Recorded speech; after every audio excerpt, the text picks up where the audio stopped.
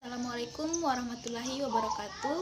Saya Hasna, NIM 1913020, jurusan Agroteknologi kelas A, semester 2. Ya, di video ini saya akan menjelaskan tentang tanaman saya yang saya tanam dan saya amati selama kurang lebih 3 bulan terakhir sebagai pengganti final test dari mata kuliah botani tanaman.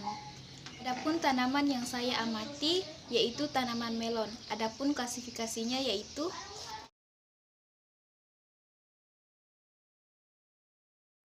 melon merupakan tumbuhan semusim yang menjalar.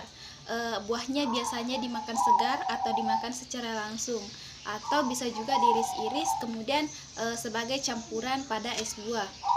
Nah, bagian yang dimakan adalah daging buah atau biasa disebut dengan mesokarp.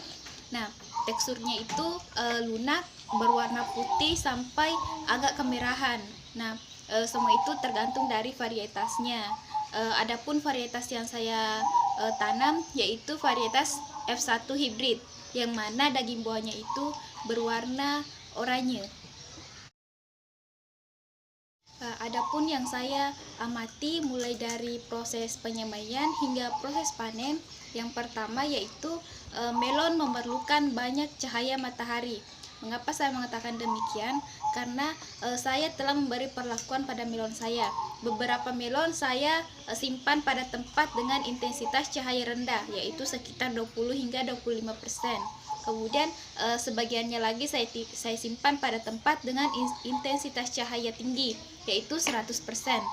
Nah, setelah beberapa hari saya mengamati pertumbuhan pada melon dengan intensitas cahaya rendah itu normal, namun warna daunnya itu kuning pucat atau hijau kekuningan, dan pertambahan tinggi tanaman itu lambat. Sedangkan pada tanaman melon dengan intensitas cahaya tinggi itu pertumbuhannya sangat normal, kemudian warna daunnya berwarna hijau gelap, dan juga pertambahan tinggi tanaman cukup pesat. Nah, sehingga dapat saya simpulkan bahwa tanaman melon membutuhkan cahaya matahari yang banyak. Kemudian yang kedua yaitu melon rentan terserang hama dan penyakit. Ya, saya amati pada saat berumur sekitar kurang lebih 1 bulan, saya sudah menemukan beberapa hama, yaitu kutu dan juga ulat. Ulat ini menyerang pada bagian pucuk tanaman melon. Karena tanaman saya sedikit, jadi saya melakukan pengendalian secara manual karena masih dapat saya kontrol karena jumlahnya sedikit. Nah, kemudian pada bulan kedua tanaman saya sudah ada gejala-gejala penyakit seperti daunnya menguning, kemudian lama-kelamaan menjadi coklat, dan akhirnya menjadi berwarna abu-abu disertai dengan bintik-bintik putih. Kemudian di tanaman lainnya saya juga menemukan satu tanaman yang apabila pagi hari itu segar, namun pada siang hari dia akan layu. Semua daunnya layu sampai hingga pucuk. Akan tetapi dia bukan karena kekeringan, karena media tanamnya basah dan tanaman lainnya itu pun masih segar. Hanya itu saja tanaman yang layu. Kemudian pada sore hari dia akan kembali segar dan ada beberapa daunnya yang menguning, tapi tidak secara keseluruhan, sehingga saya dapat menyimpulkan bahwa tanaman saya ini diserang oleh layu fusarium dan layu bakteri. Mengapa demikian? Karena kedua penyakit itu memang penyakit utama atau penyakit umum pada tanaman melon. Bulan kedua ini pula sudah banyak bunga yang muncul. Ada beberapa yang telah menjadi buah. Nah, adapun hama yang muncul yaitu lalat buah. Nah, lagi-lagi karena saya tidak menggunakan pestisida, jadi saya mengakali dengan menggunakan teknik secara manual, pengendalian secara manual dengan menggunakan teknik sarunisasi. Nah, sarunisasi yaitu membungkus buah dengan menggunakan plastik bening khusus dengan tujuan agar buah tersebut tidak diserang oleh lalat buah ataupun hama lainnya.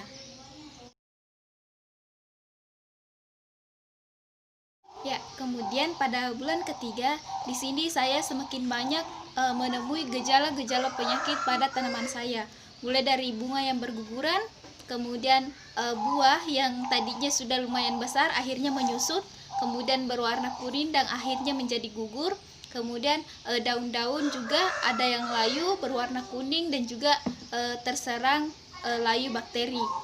Hal ini disebabkan karena pada bulan tersebut curah hujan sangat tinggi dan menjadi sangat lembab, sehingga penyebaran hama dan penyakit menjadi sangat cepat dan banyak.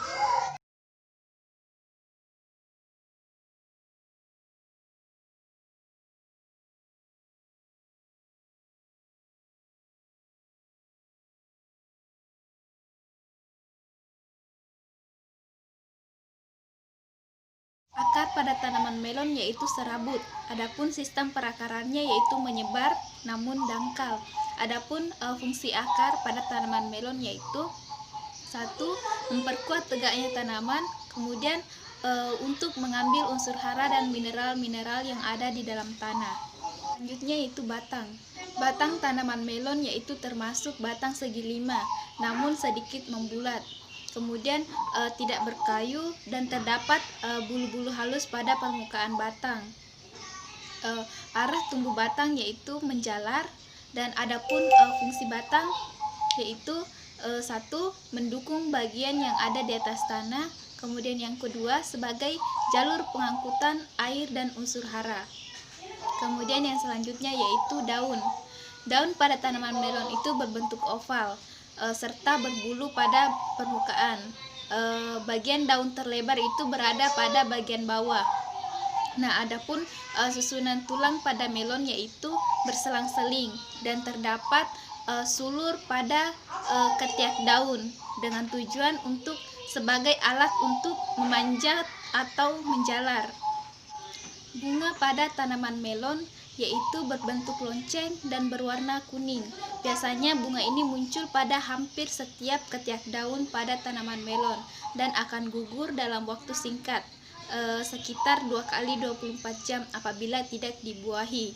Nah, pada tanaman melon terdapat dua jenis kelamin.